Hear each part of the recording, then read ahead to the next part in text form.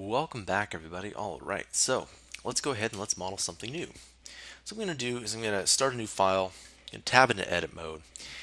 And one thing we're going to do is we're going to actually work with, so far everything's been really symmetrical. So I'm going to hop into face select and I'm going to scale this up a bit. Just like that. And I'm actually going to scale the bottom out a bit. And I'm going to bring that up.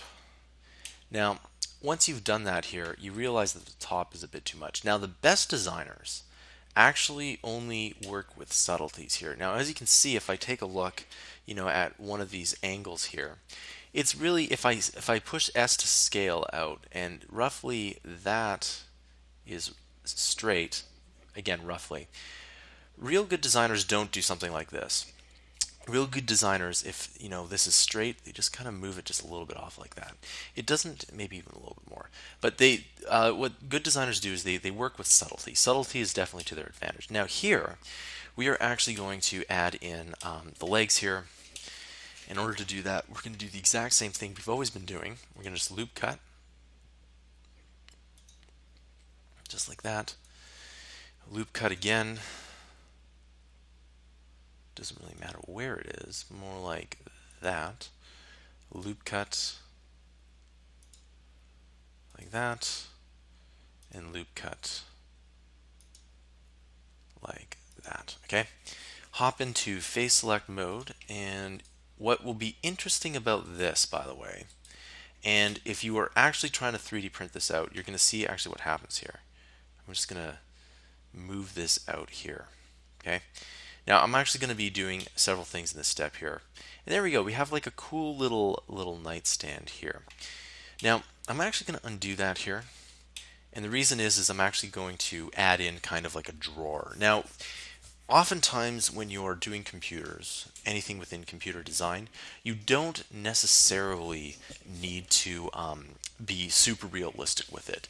And what I mean here is like I'm going to add a nightstand with a drawer in it, and functionally you're supposed to make this drawer work out, but for now I'm just going to make it look like there's a drawer. Okay, so I'm going to again loop cut here, and I'm going to make sure it's loop cut here, just like that.